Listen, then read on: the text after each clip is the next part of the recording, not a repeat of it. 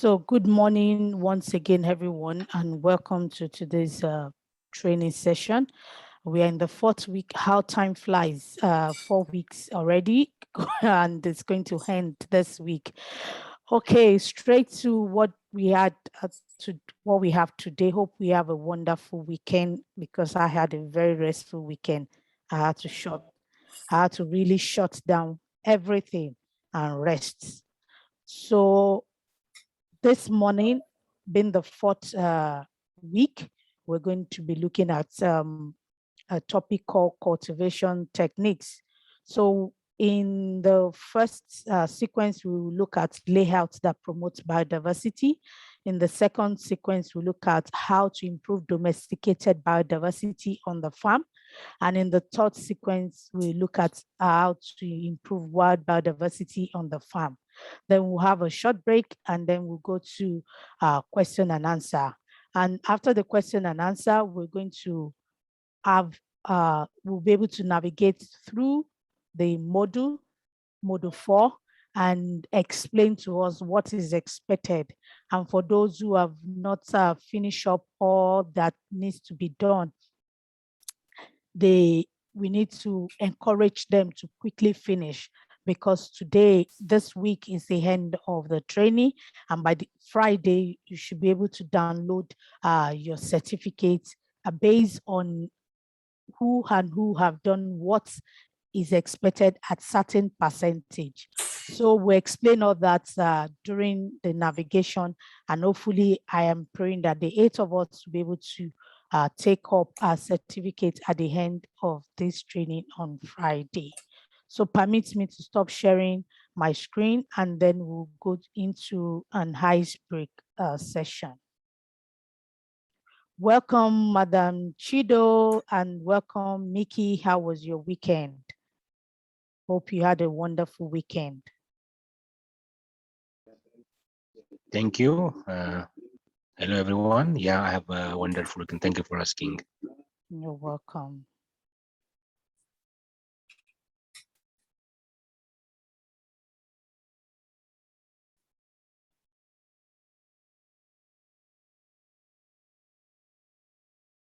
So can we all see my screen, please? Yes. Can we see a PowerPoint presentation there? Yeah. Okay. So our ice break this morning is, I read the question and is an answer, and the answer is just a word. So I'm already giving you a clue, but it's just a word. It's not a sentence, it's not a phrase. A boy was rushed to the hospital emergency room. The ER doctor saw the boy and said, "I cannot operate on this boy. He is my son." But the doctor was not the boy's father. How could that be? Because it's the mother.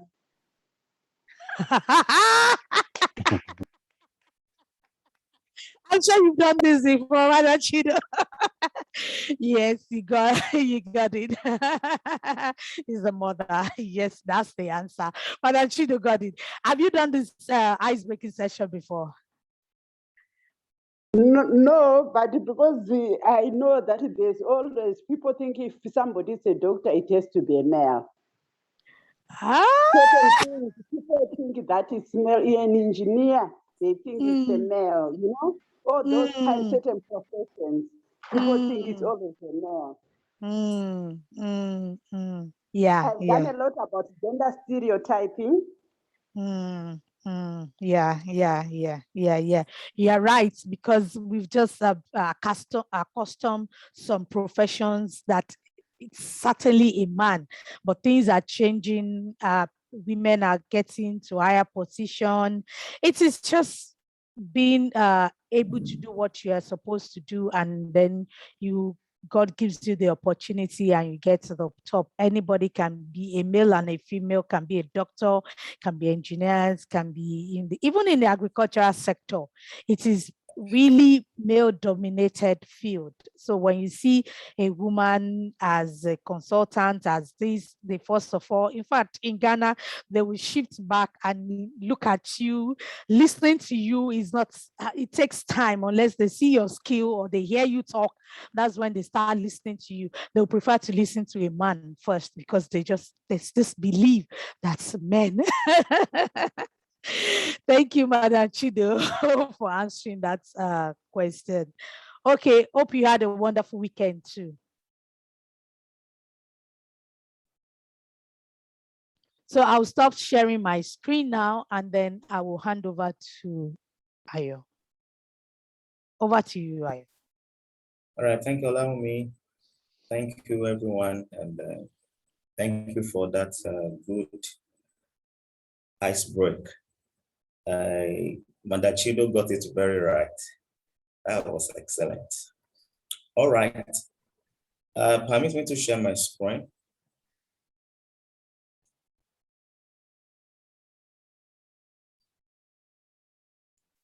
Okay, I'm sharing my screen now.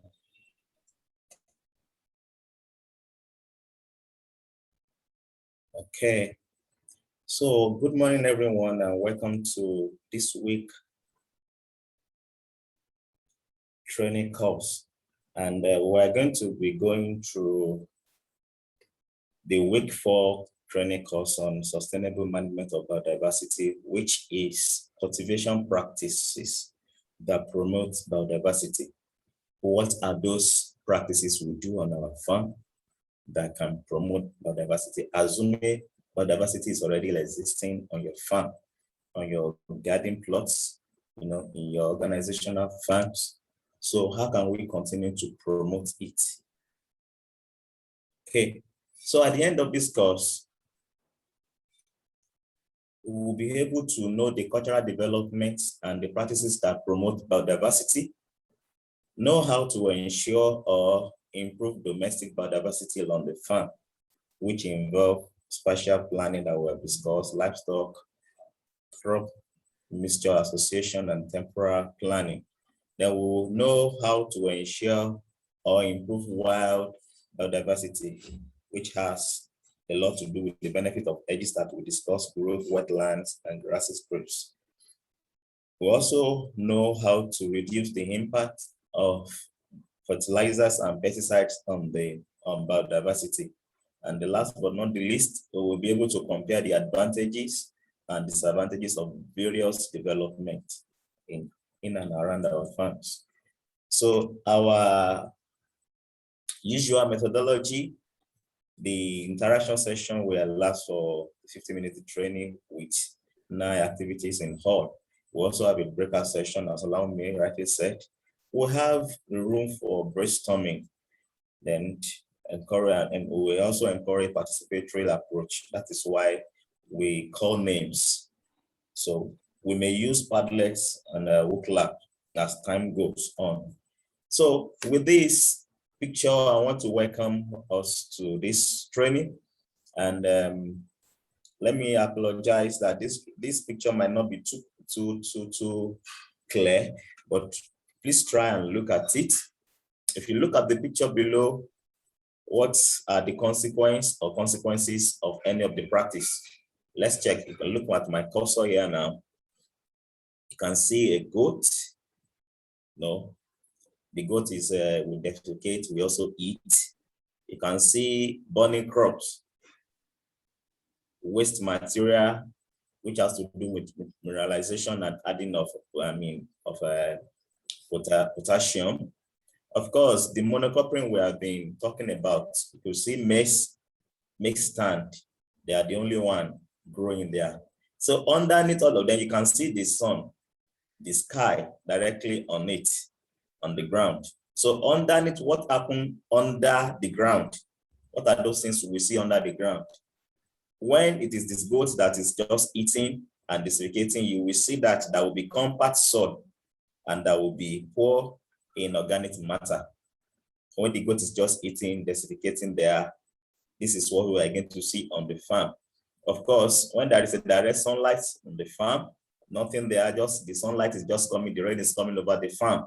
you will see that there will be leaching material elements, which has a lot to do with NPK, calcium, magnesium, and the likes, and little life in the soil. There will be little activity in the soil. Then where you have to grow just single crop on your farm, where you have to grow just a single crop, when you have to grow just a single crop on the farm, you can see that there are few nutrients available on the farm. There are few nutrients available on the farm.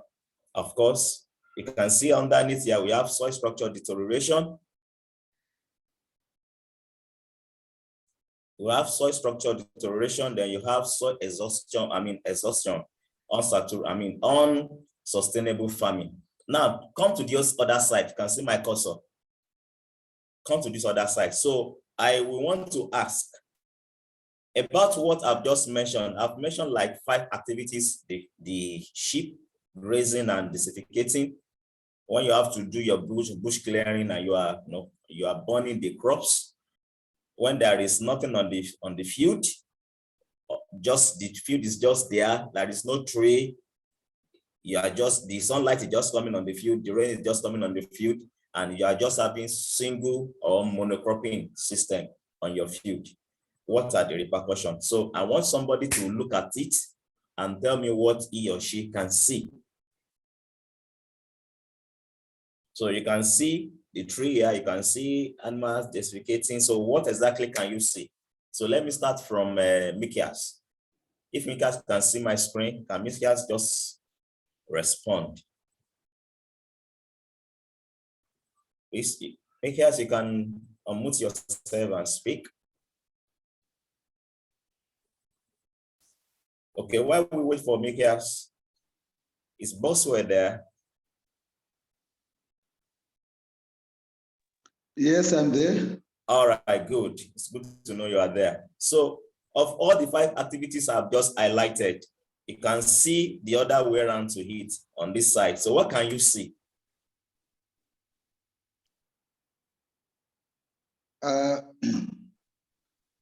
Basically, I'm seeing some interdependence because once the sheep is feeding on the nutrition which comes from underground, and because of the nutrients which have been leached underground, they also constitute to the crop quality. And once the nutrients which are leached are of detriment to the sheep, obviously the grass or whatever the sheep is going to feed on will be contaminated to a certain extent. Good. All right, thank you very much. Just like you have said, now you can see that rather than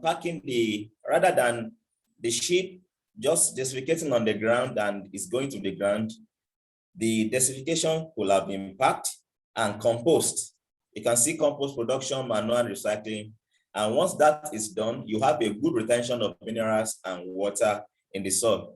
And you can see that where tree is growing on your farm, the crops there are not directly affected, the ground are not directly affected, and there will be nutrients available, that will be, availability of nutrients, and it will be mobilized to all the farm areas. And you can also see intercropping here, unlike the maize, intercropping are here, and what this one does is that it maintains soil structure and fertility. So in the overall, you have preservation of soil structure and stability and maintaining of soil fertility when all of this is done this way. When all of these sides are done this way. So I will move from there to another slide. From there, we'll move to sequence 1. I will be snappily about it. It's just adding few information to what we have been learning so far. We are going to have a layout that promotes biodiversity. So at the end of this sequence, you are going to identify the goals of making layouts. And secondly, you'll be able to provide examples of biodiversity-friendly agricultural development and practices. All right. From there, we move to layout and cultivation practices. when you talk about layout, what are those kind of layouts you must do in order to promote biodiversity? What are those how do you structure your farm? How do you put crop in place in such a way that biodiversity will be promoted on your farm? Number one, you must aim to preserve or restore the land and water resources of the plot or landscape. Any layouts you are going to do, you must bear that in your mind, that the water and the land must be preserved. The water content of that land and the water, and the nutrient on the land must be preserved. In other words, any activity you are going to carry out that will drain away water or that will not restore land nutrients, you should do away with them. We have already mentioned some of them. Secondly, produce enough above ground and underground mass and a large eco volume made up of varied cultivated species. What do we mean? We have just explained that monocropping will do no good to your farm. It will not do you any good. When you go into monocropping, sole cropping, it will not do your farmland any good. And as such, you need to incorporate. You look for suitable crops that can be intercropped. I've mentioned maize and cassava. By the time maize is developing, cassava is just coming up. By the time maize has tasseled, cassava has just established, and you can harvest your maize and leave cassava. There are so many intercrops that you can do on your farm that will retain the biodiversity status of your farm. Then ensure a large volume of high quality organic matter inefficiently managed, which it must be efficiently managed. We talked about how you pack organic matter, animal dung and desiccates, you compost them, then you put them on your farm. So you must see how you can manage them effectively. You cannot just pack uncomposed animal droppings and put them on your farm. It will not allow mobilization of nutrients. It will just stabilize your nutrients. It will allow them to be immobile. So you have to compost your organic matter before you put them on your farm. It will mineralize your farm and make nutrients mobilized. Then you have to seek synergy between crops, trees, animal, insects, organisms, and microorganisms. You must structure your farm in such a way that there is room for all of these things to operate. That is a way you can do it. When you don't use some chemicals, glyphosate oriented chemicals, your insect will still be intact. They will not be chased away. Let me cite an instance. On my farm, I used a kind of systemic chemical. Before I used them, I used to have snails on my farm, quite many. They will be there, I harvest them, eat them. But at the time when I wanted to clear the land, I needed to use a systemic chemical. Do you know that on the farm, as I speak to you now, there are no longer snails on the farm again? And another problem is now that the land now cake more than before. It may not be very obvious, but if it's a land that you work on, you will see that the soil structure and the soil texture is different. And of course, the rate at which the land gets wet is also different. So you can look for a synergy between the crop and the trees, animals, insects, organisms, and microorganisms. They are very important to promote biodiversity on your farm. So from there,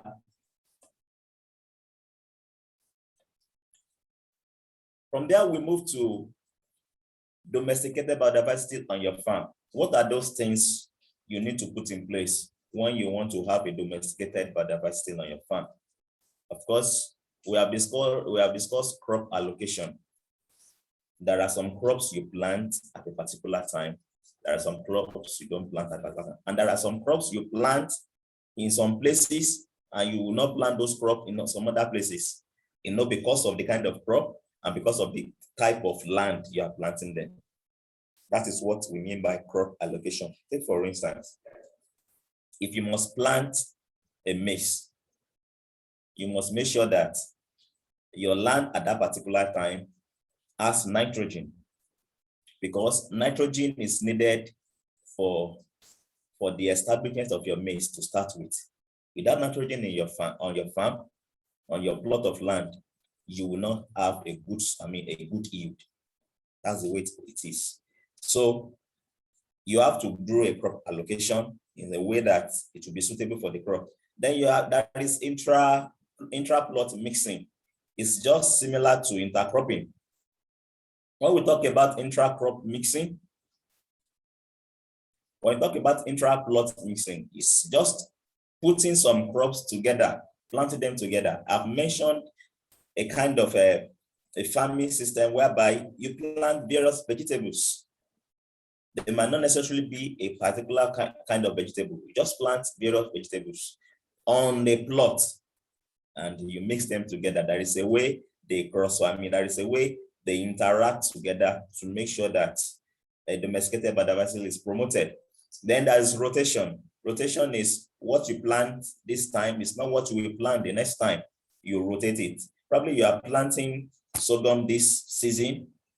If next season you may not necessarily plant sorghum. Where you have planted sorghum, there is already nitrification of that land, because sorghum as it is a leguminous plant that is a nitrogen fixation, which has already taken place under the ground. It forms nodules. By the time you are planting maize on that land, the maize will come out very good and enhanced than when you just plant your maize on a non-rotated land. So that is rotation for you. And of course, cash crop. We will not but talk about cash crops. Cash crops are crops that are normally exported. People buy it from other countries. When you plant them, you will have been able to domesticate biodiversity very well on your farm. And for wide biodiversity on your farm, there is flower strip, which allow me, as mentioned when he was taking you. Then there is this grass cover of perennial crops. Grass cover is such that prevents erosion, particularly on a land that has been eroded before. When you plant grass cover, you have them, to build your soil structure. Then you have the choice of plant protection products. I've mentioned the kind of pesticide that I use on my farm, or herbicide, so to say, that destroy the biodiversity status on the farm. So you can choose, if you must use chemical at all, you can choose them. Glyphosate is not too good. So, of course, you have light soil work. We have talked about mild tilling. If you must plant a tuber crop, you can just do a light tilling of your land. So that is what we refer to as light soil work. Then permanent cover cropping. We cannot but emphasize that. Year in, year out, you shouldn't be tired of planting cover crops. Cover crops are those crops that spread on the land and cover it up. They really protect the land very well. So at the end of this sequence 1, a diversified agriculture which combines cultivation, uses legume, ensures permanent land cover, encourages grassland, and contributes to the enhancement of biodiversity. All of those things I've discussed, you are going to have an improved biodiversity status on your various farms. From there, we move to this. So I want to take a question. Agriculture leads to the destruction of natural habitats. Is it a yes or a no? So if you choose yes, please chat it. If you choose no, kindly chat it. Let me see your chats. So how many of us are here now? Okay, I think we have 5. Is anybody going first? Sorry, the question again, please. Yeah, the question is that does agriculture lead to destruction of natural habitats? Is it a yes or a no?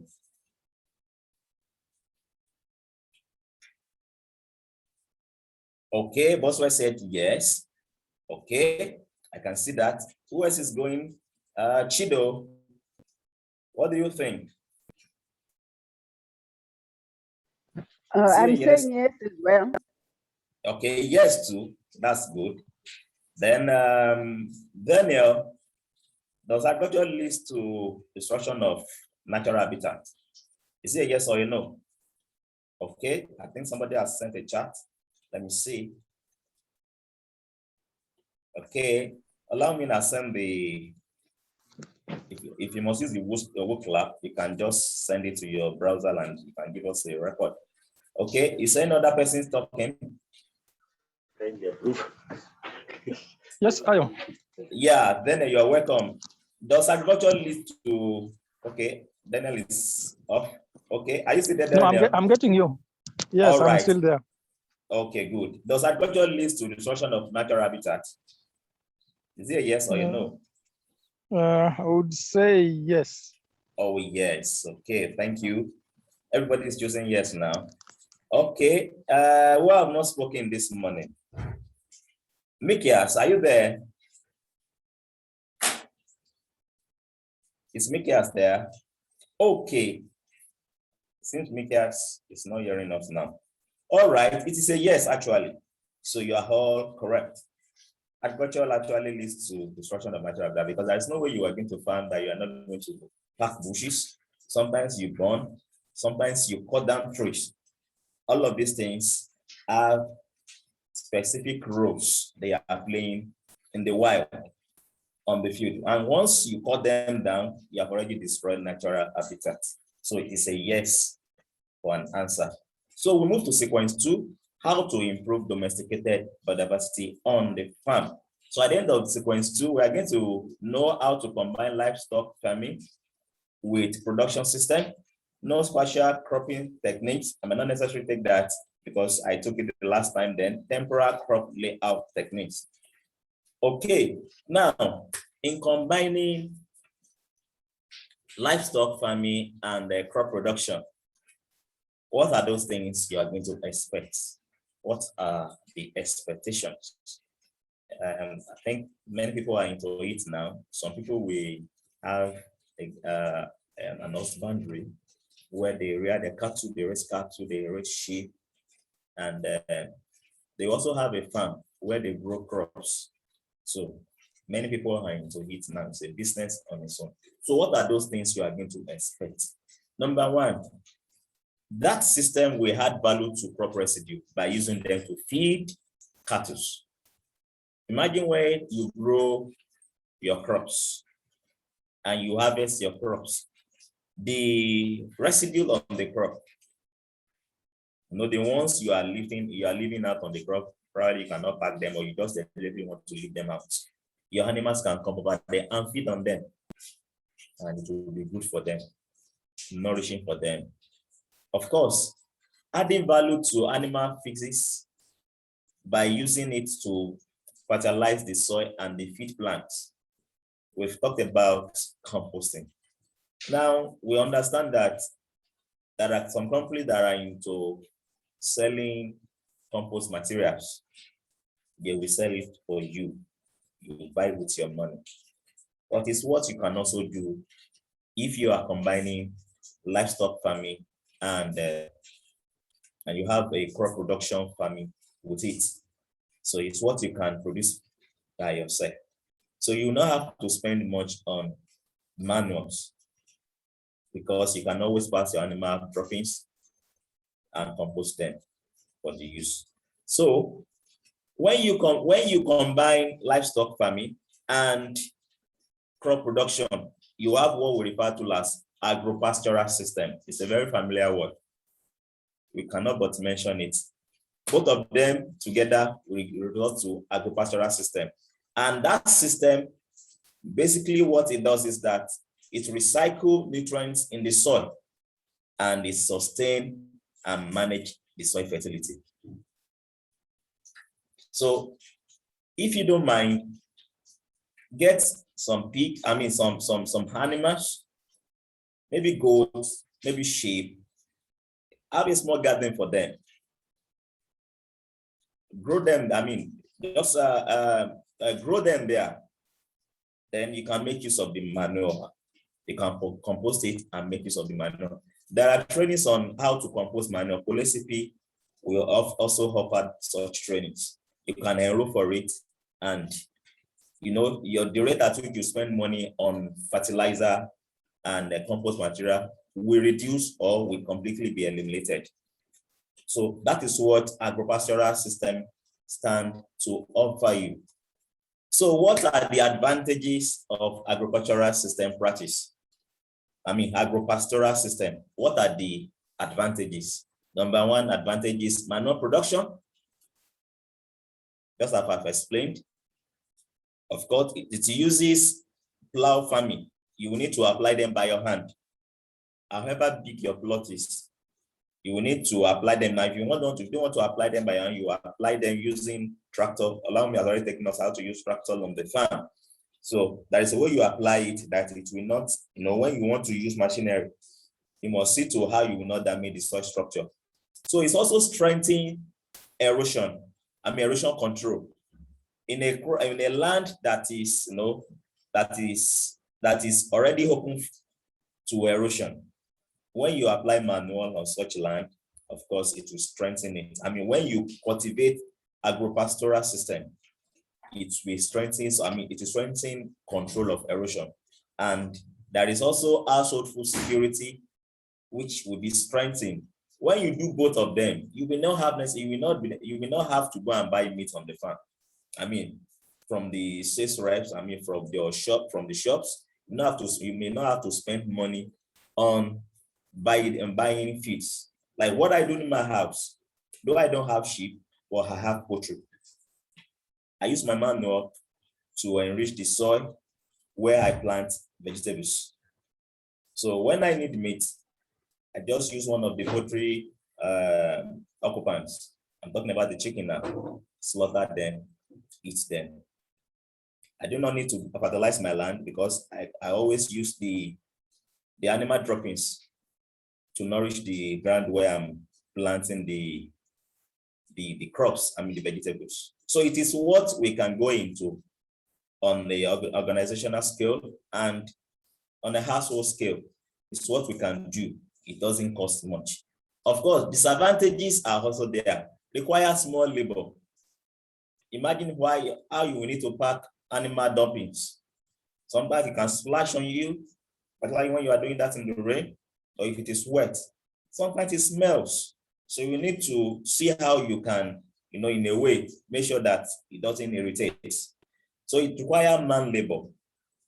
You need to work with it. No machine will help you pack those things. You just need to do it by yourself. Of course, it poses a sanitary risk, just as I've explained. Sometimes you may have flies flying around, and when flies, get on the dropping and come back to your food, that will be a problem. And it could lead to an outbreak of disease. So, and it also requires good recycling plan for waste. If you don't have how to recycle all of this waste, that will be a problem. So these are the little advantages that you have when we talk about agropastoral system practices. But you will agree with me that the advantages are quite more than the disadvantages because they are quite beneficial. Okay, from there, you could see a spatial crop layout techniques. Look at the tree. This tree looks like a pantry, and it is actually a pantry. And it is intercrop with a kind of crop. It is a tropical agroforestry in Indonesia, Eastern Java. During the dry season, rice paddies are farmed for vegetables with combined cabbage and bean crops under coconut trees. Okay, now it is a coconut tree. It's not a palm tree. So you can see how they structure the planting, the cultivation. This is a rice paddy farm, and this is a coconut tree. You can see how they use it. The picture I showed earlier on, this is what the coconut tree we prevent the direct sunlight on it. It's not as if the sunlight will not go there, but the scorching impact of sunlight will not be there. And of course, we've discussed what reforestation will do in restoring biodiversity status of any particular farm. So this is an example of spatial crop layout and techniques. It's what you can do in your house too. There is a leaf we call bitter leaf. if you, that's the English name. I mean, yes, there is a plant called bitter leaf plant. You can cultivate it on your domain. Within a space of 5-6 months, it becomes a shrub, big shrub. It doesn't damage your land. That can serve as a tree in your domain. But on your farm, that is a tree we refer to as neem tree. I think that's the general name. Neem. They call it the botanical name is Ajagrata indica, but neem is quite common. So you can plant it on your farm. It does many things. You can plant it there, and of course, it will serve this purpose of spatial layout techniques. So the temporal crop layout techniques, we of course discuss that it entails a well-planned crop rotation and or with cash crops. That is what it entails. And the advantages are that production is staggered over time. Yes, you can make do with several kinds of production at different times. So as if you are going to harvest your crops and harvest it at a go. You can harvest every 1 month to 2 months, and you know what, that one prevents spoilage. Because I'm also aware that in Africa, as big as as good as Africa is in food production, there is no storage facility, there is no maintenance culture. So this food gets spoiled in the meantime. So of course you have revenue are diversified. You get money, you know, in a diverse way when you embark on temporal crop layout techniques. Then the value of the soil element is also increased. Then concentration of parasites are limited. When you embark on all of this on temporal crop layout techniques, you have this advantage. The disadvantages are also there. That is in-depth knowledge of plants and interaction that you need to know. You must know the kind of plants you will plant. And of course, you must know what they do on your farm. Now, there are some plants that produce allelopathy. They produce allelochemicals. Now, these chemicals are produced under the roots of the plant you cultivate, and they are capable of doing anything. So if you don't understand that kind of plants you want to cultivate on your land, you know, it can make this arrangement to be at risk. I mean, to be in risk. So you also understand the climate. I've mentioned that there are some crops you grow during rainy season, and that there are some you grow during dry season, except you want to do irrigation. So you should also know the climatic factor that supports which plants, which crop. Then the workload may increase. That's just the fact. The workload may increase. Then there can be difficulty in implementing on a small surface area. You know, sometimes if you have to do it, it may not be possible with your garden farm, this kind of layouts, because your garden farm might not be more than a plot, and where you have to plant different kind of crops and you have to rotate them, it might not, you know, be visible on your garden farm, but on an organizational scale, it will be visible. Okay, so with this, I'm going to ask a question. Highlight other ways by which pastoral system improve biodiversity. In order not to waste our time, I will be welcoming our chats. So what are the other ways by which agro-pastoral system improves biodiversity? So please send in your chats, and as the chats are coming in, I will be reading them. It's what you can think of, and you just send us a chat so every other person can benefit from what you have sent. So from there, I move to the end of sequence 2 summary. Domestic biodiversity contributes to the simultaneous intensification of agricultural and livestock production, which you will agree with me that is true with what I've explained. The valorization of animal excreta to increase soil fertility and crop residues that can be used as folders. So all of this we stand a chance to enjoy when we domesticate our farming. I'm trying to see if someone has sent, okay, Chidol has sent a message. Nutrients, each animal waste used in compost making. That's very correct. So please keep sending your chats and I will be reading them I know the other participants are already getting something from me. So Chido has mentioned nutrient supply on the farm. So from there, we move to sequence 3. So what is sequence 3? What do we have in sequence 3? We have how to promote wild biodiversity on our farm. So at the end of this sequence, you are going to know the layouts and practices favorable to the wild biodiversity. You are also going to know the use of plant protection products in cultivated areas. And you are going to know how to use fertilizer in cultivated areas. And last but not the least, you are going to know how planting of perennial crops are done.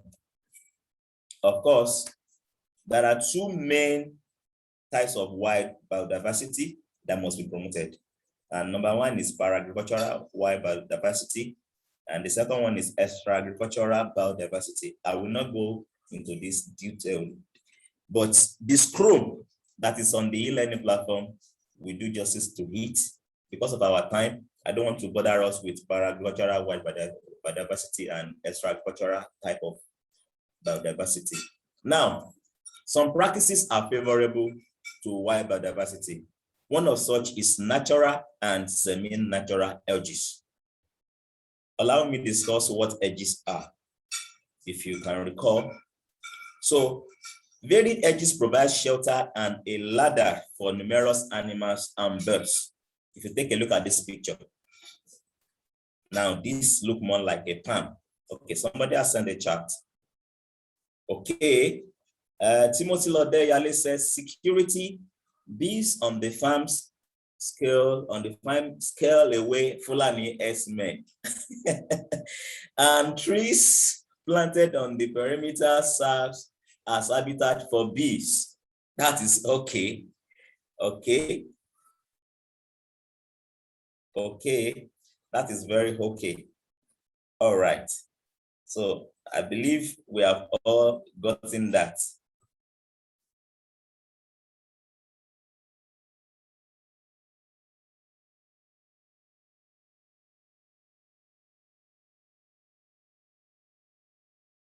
So I believe you have all gotten that message.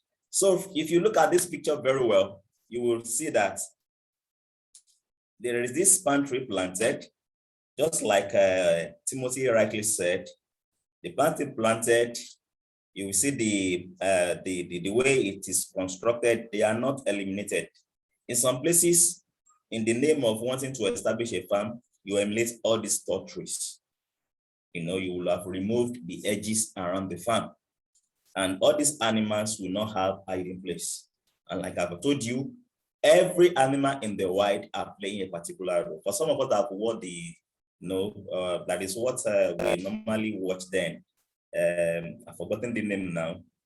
But where you have a zoo, yes, in a zoo, in an open zoo, so to say now, you have the animal, you have the sheep in their numbers, and you have the lions and the likes.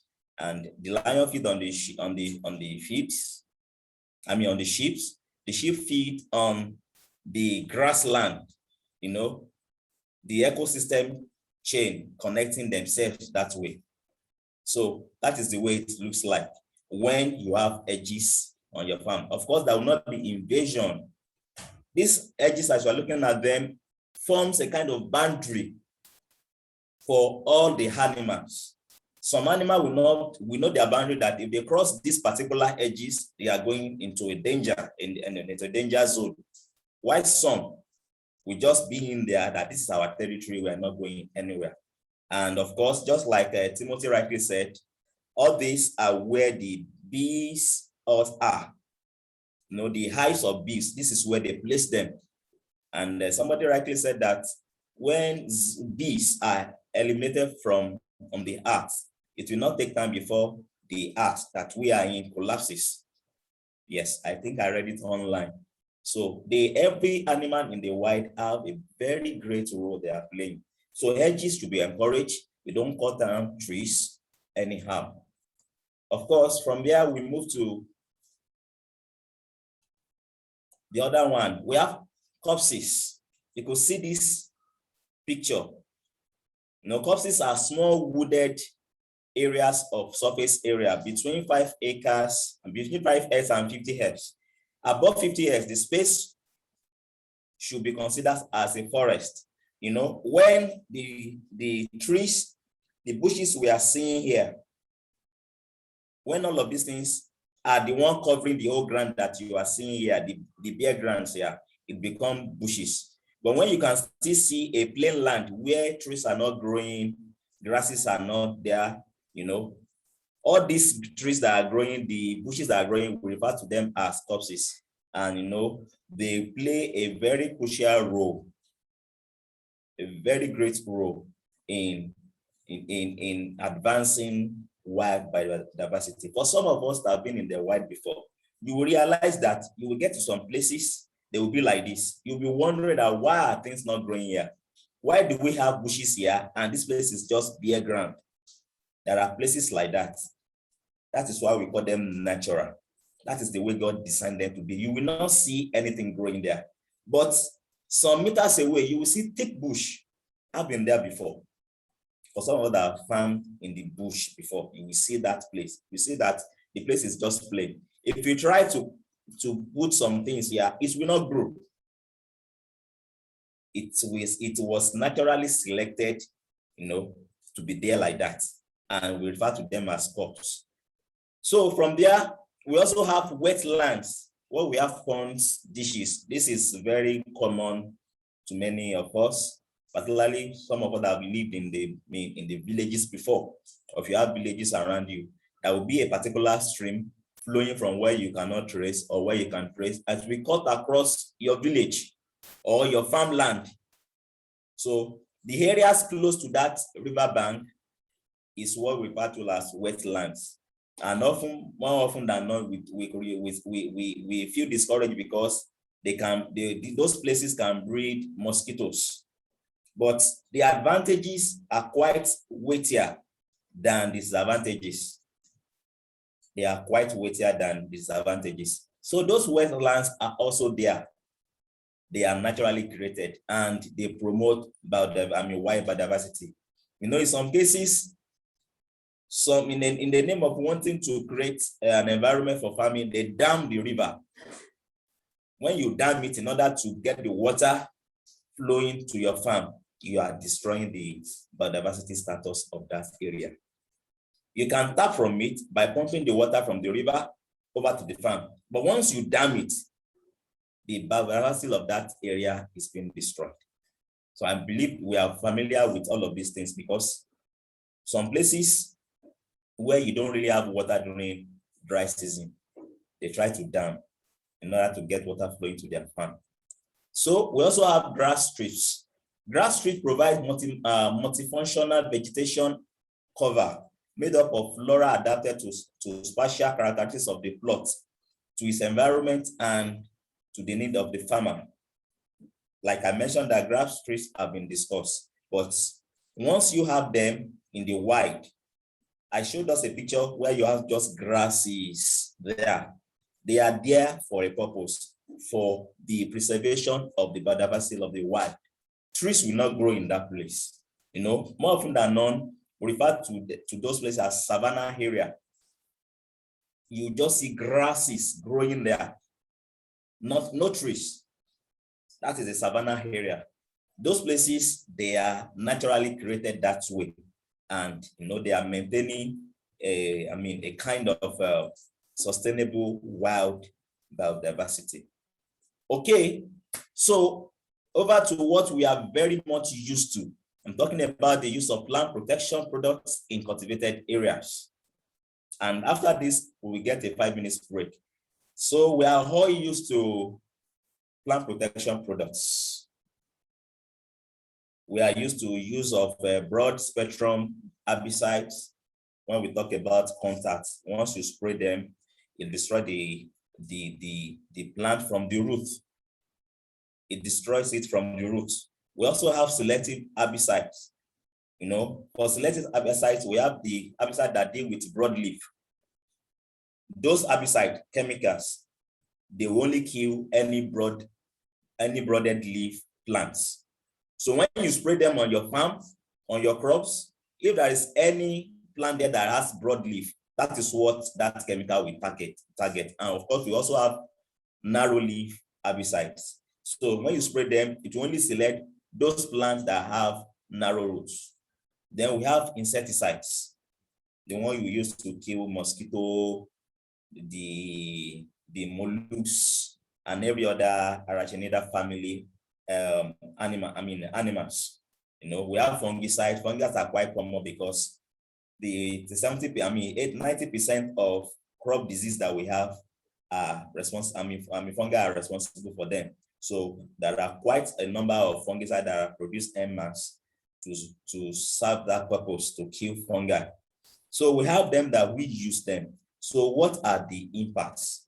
We have the case of phytosanitary treatments, which are believed to be one of the main causes of the decline in biodiversity in agro-ecosystem of industrialized countries. In attempt to expand our farm, in attempt to improve our crop production, you tend to make provision for what will be quicker for you, and as such you use chemicals.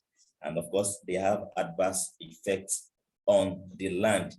And you see, what we advise as professionals is that ideally you don't use chemical products. And that is why someone like Olawumi is into organic production. They don't use chemical there. We are into production of bioproducts. Products that they are biologically designed. They are very, they are biodegradables. The ones you use them, they will only mix with your soil structure, and they increase the fertility of the soil.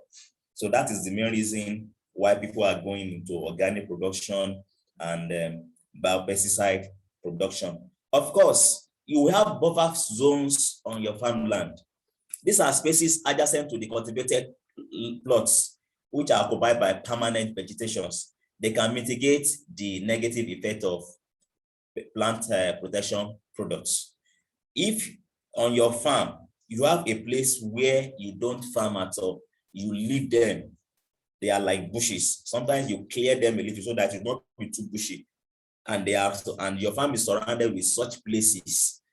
Once you use chemicals, what those bushes will do is that, they are plants. They try to digest the extra chemicals you are using. Maybe the one that are spilling over to the side of your farm, by the reason of water. Once it rains, there is washing away of some of them. Those plants, we digest them. So it will not have much impact on the environment. That is the place we refer to as buffer zones. But more often than not, once we go into farming, we clear everything.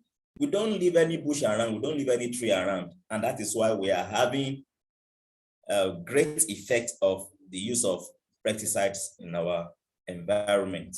Of course, another one we are used to is fertilizer. You know what fertilizer does to our crops?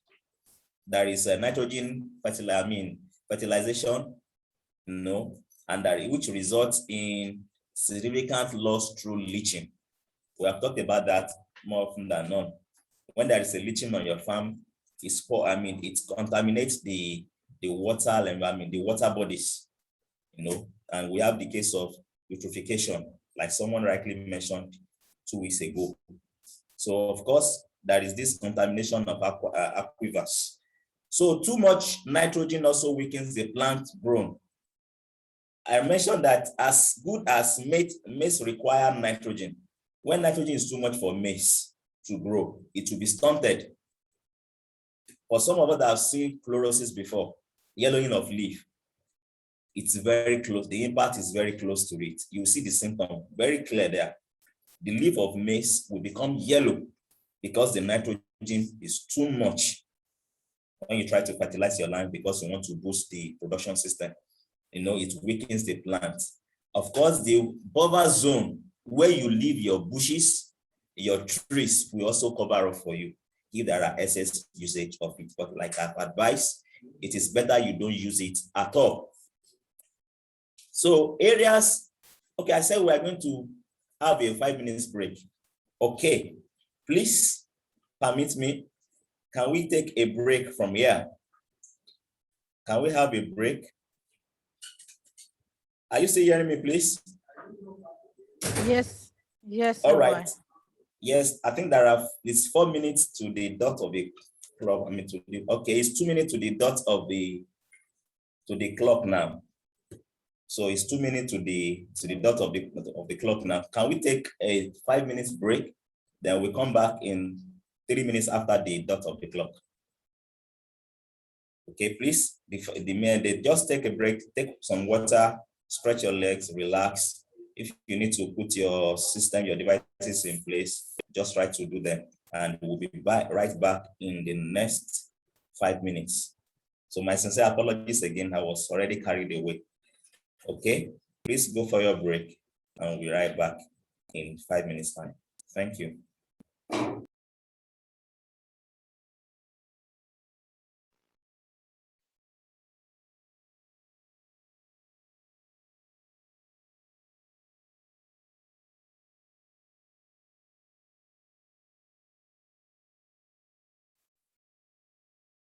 All right, thank you for coming back. Okay, while we wait for 1 or 2 persons to join us, can I ask that, what are the perennial crops you are used to in your locality? What are those perennial crops that you plant in your places? So I will start calling names now. Okay, from Chinedu, I will move to Chindo. So Chinedu, can you unmute yourself? Kindly give us an example of a perennial crop that you are used to. Chinedu, we are waiting for you, please.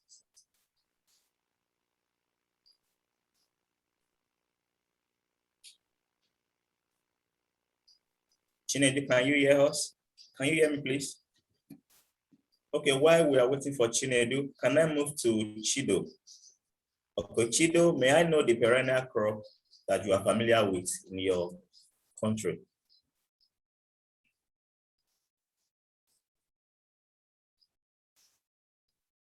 Is Chido, if Chido is hearing me, can you please unmute yourself and mention 1 or 2 perennial crops you are familiar with in your domain?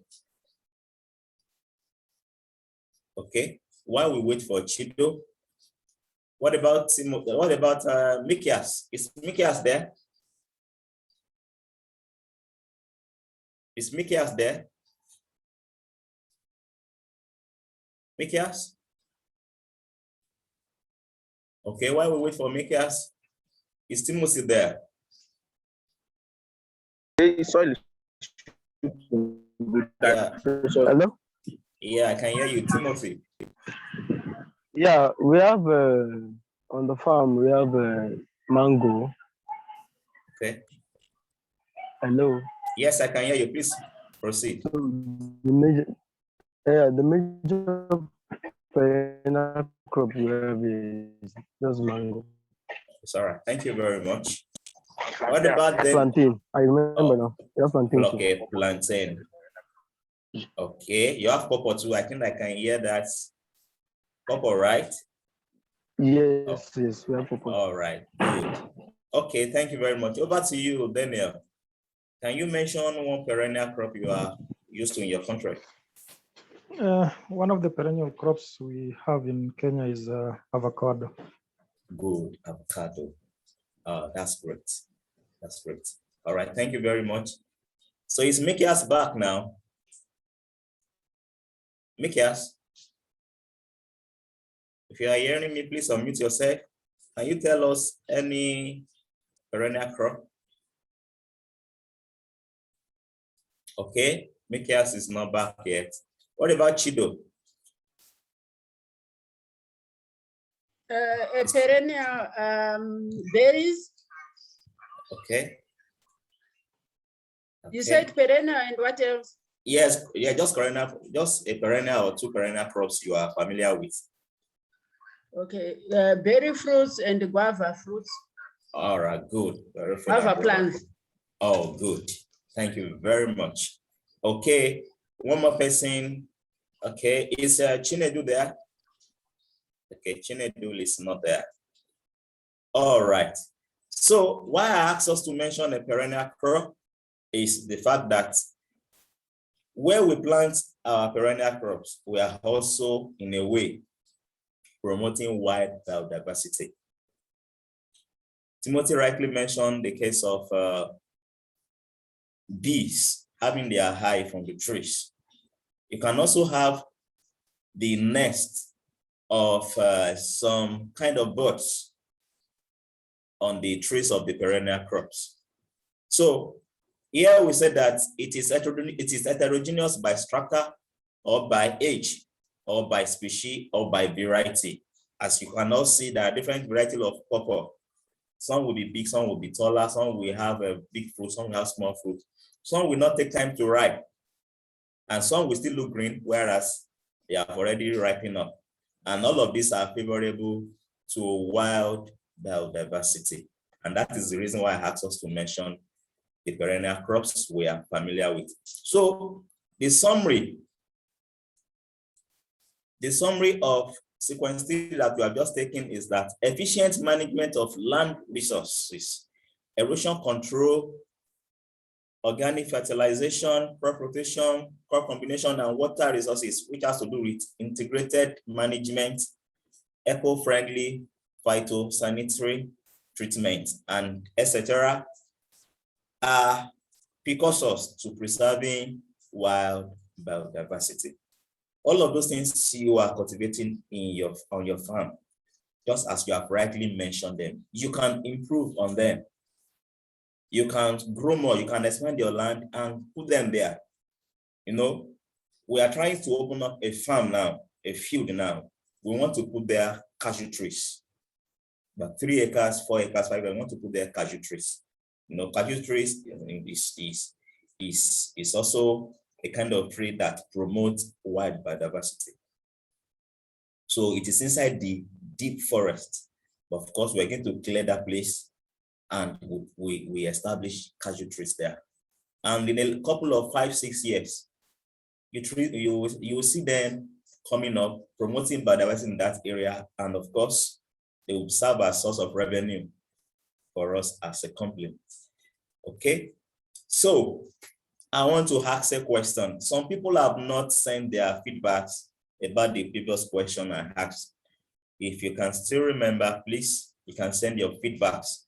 I said that what are other advantages of agro-pastoral system? You know, a kind of system where you combine livestock, urban husbandry, and the crop production system, you combine them together. What are the advantages you stand the chance of getting? Now, the question we are having on ground now is that what are the advantages and disadvantages of various developments in or around the farm? Now, like Timothy rightly mentioned, they grow pawpaw trees, they grow banana, they grow mango trees. So I will ask Timothy that what are the advantages of growing all of this crop in your own organizational farm? Can you tell us 1 or 2 advantages you've been able to derive from cultivating all of these perennial crops? Yeah, the Yes, we are hearing you. Please proceed.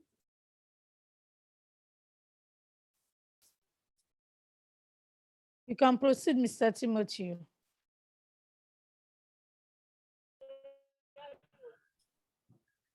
Can you hear me? Yes, please. We can hear you. Okay.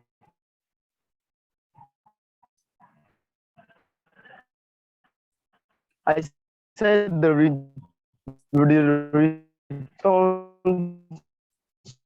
of investment on it. You know, you cannot plant anything not to get the actual income from them. So the plantain, we sell them after harvesting, the pawpaw, we sell them after harvesting. the mangoes is the only one we don't actually sell. It's just like, just the beehive. Oh, good. That's fantastic. So we're happy to hear that. Okay, over to you, Chido.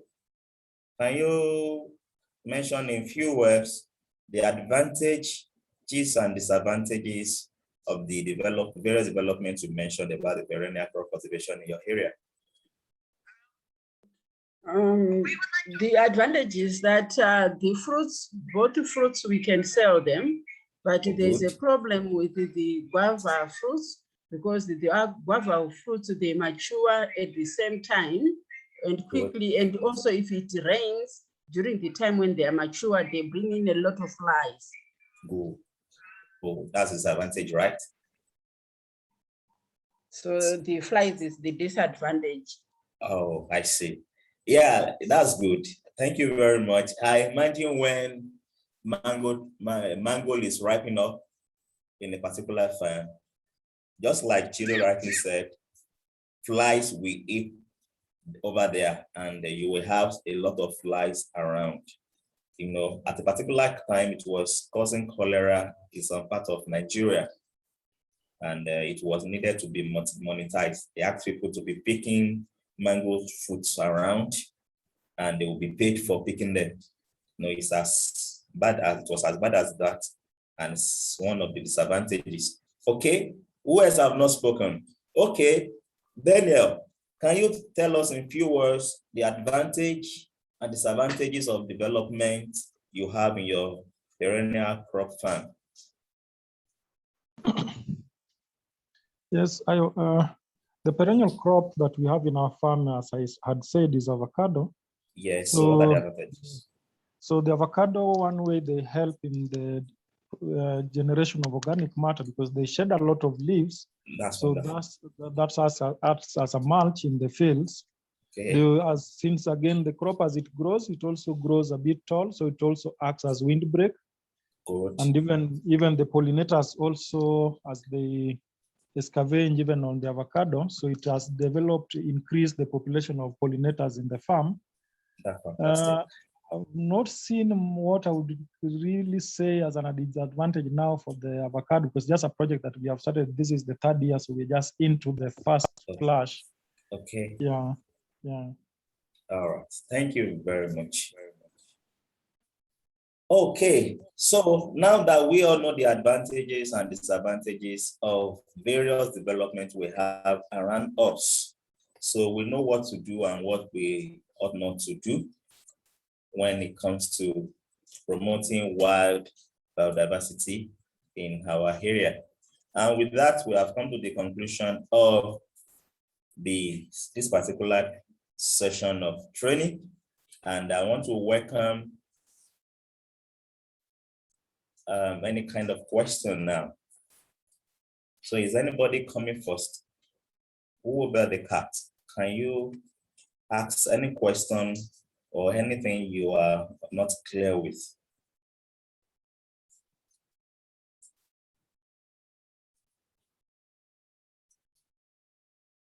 Is anyone talking, please?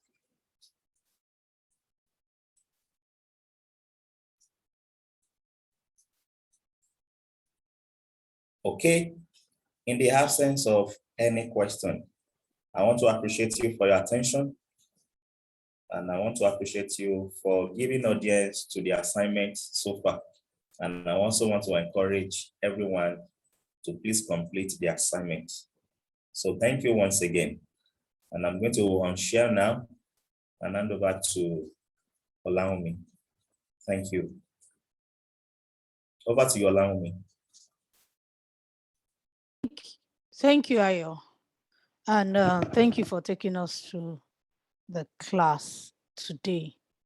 Okay, so we all know that this course is a 4 weeks course, and we are the 4th week.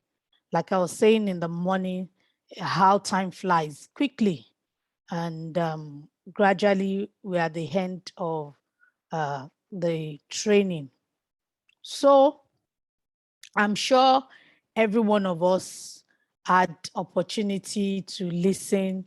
I sent a voice note to us to tell us what we need to do quickly on our different assignments that are remaining. So permit me to share my screen and be able to put us through the module 4. So in module 4, we are looking at cultivation practices that promote biodiversity. One thing that is interesting is that the training will end on Thursday, and on Friday, we are expected to download our certificate.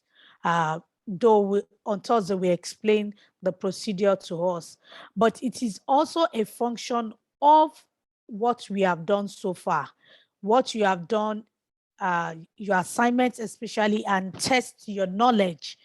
Those are very, and the mini quiz, those are very, very important. I saw a lot of us have finished week 2. We are in week 3. Some have already finished week 3. So between now and Thursday, we need to also finish week 4. And we need to finish every other assignment or test your knowledge that we have not done. They are short. There are always 10 questions in test your knowledge. The mini quiz is always 5 questions. It's something that you can do in few minutes and then you are done. So please, this is, can we all see my screen? Yes. Okay, thank you. So in week 4, like we've always explained, the course material, the Scrum Ayo was talking about, this is cultivation practices, the PowerPoints Ayo is using, relevant support video, and this is the mini quiz where my cursor is that we need to quickly do. After the mini quiz, you have the exercise. This, when you click on application 1, it takes you to practical exercise 6. In this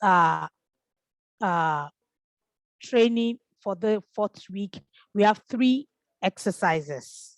So the more reason we have to quickly start them today. We have 3 exercises this week. So, and we know that the training will end also this week. So please get on board. We can see that we have application exercise 1, application exercise 2, and application exercise 3. All those assignments are just practical assignments that you can do within a few hours. Within 2 hours, you are done with this assignment. So please go on it and quickly do them. If you look at the exercise 6, it's saying you should just tell us the action plan for restoring biodiversity. Let me stop sharing my screen and see if I can share this. Okay, I think I can share it. So can we all see a Word document on my screen now? Yes, we can. Okay, so exercise 6 is saying action plan for restoration or enhancement. Distinguish between measures that enhance wild biodiversity and those that enhance biodiversity. Objective, identify negative practices observed on your farm and invite possible improvement measures to preserve or restore wild and domestic biodiversity. This is all that we have talked about in these 4 weeks. So it's something that you can download today, quickly fill it, and then put it on the e-learning platform. And for those who are having challenges putting on the e-learning platform because of network, you can send to us by email and copy Sami of Kole ACP on it. Please, as much as possible, let us quickly do this. The assignment for this week is short and precise, and it's something that we know, so that we can all, on the end of the week, be able to download a certificate.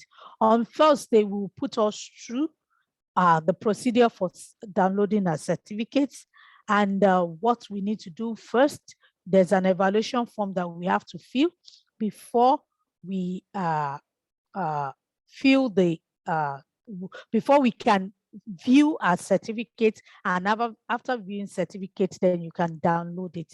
So on Thursday, we'll put us through that. And these are things that we can do in a very short minute, like we said. So also, please do not forget that you need to answer the question. Test your knowledge. You need to test your knowledge for week 4. It is very important, and you need to write what you have learned for week 4 also. So thank you so much for all the time, your data, your time and your resources that you put into this training. And I hope that it has benefited us so well. Also on Thursday, we're going to tell us the next step, because some of you or your organization might be looking for another level of interaction. So we'll explain to you on Thursday the next level of interaction or opportunity that is available with CP that each organization can tap into. So on this note, are there any questions? Is there any challenge for anyone trying to do one particular assignment or the other? I know we are all very busy, but as long as we have signed up for this course, it is important that we also fulfill our side of our obligation by doing the homework, by testing your knowledge, by doing the mini quiz. The PPT you can download, and the Scrum you can download, and then at your own leisure time, you can be reading through even the relevant videos. You can download all of them and save them. And then at your own leisure time, you can be watching them gradually. But the important one is the mini quiz, your assignment, and the test your knowledge, because that is what we grade, and that is what will help us give a justification to who should take the certificate and who should not take the certificate. So please let us take time from today and let us finish quickly. Thank you so much. Any question, please? Mr. Chinedu.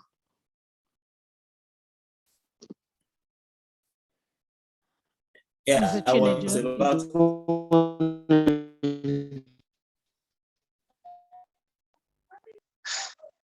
Yeah, I was about asking that. What about Noble? I think Noble didn't come offline today. Noble is having network challenges too.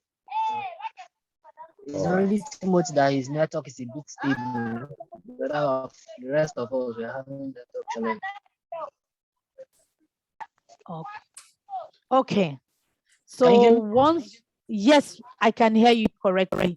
Once we have the recordings, he can watch the recordings, but also he's been able to do his, a lot of his work. So the ones he has not been able to do, I have spoken to him about it, and hopefully that he should be able to finish this week also.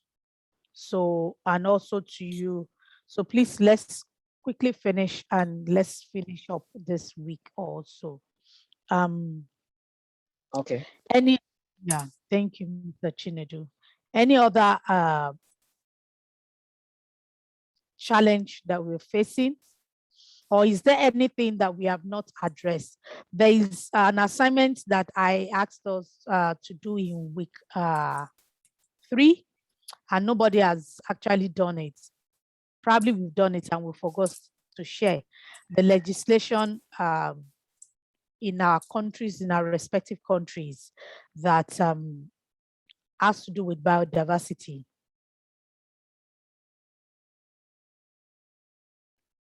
That has to do with biodiversity. Is the assignment on the platform?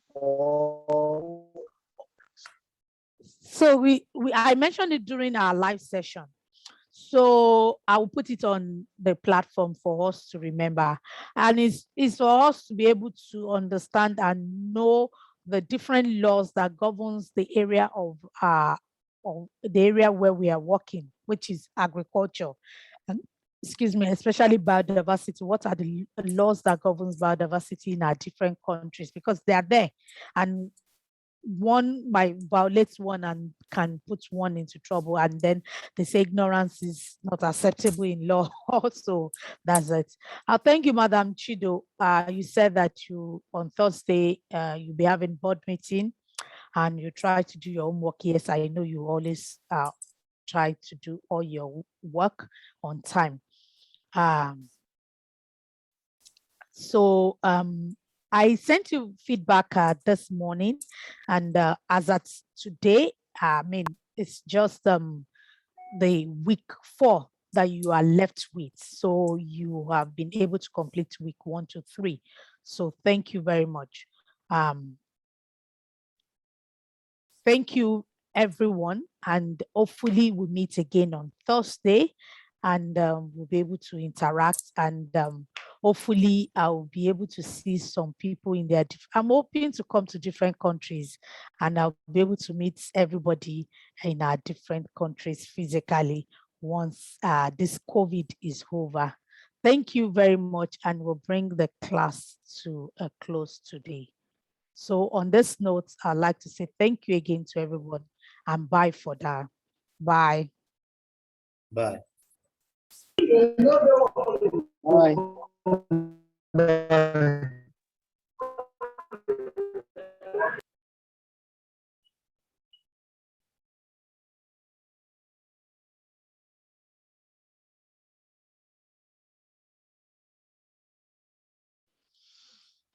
Mm.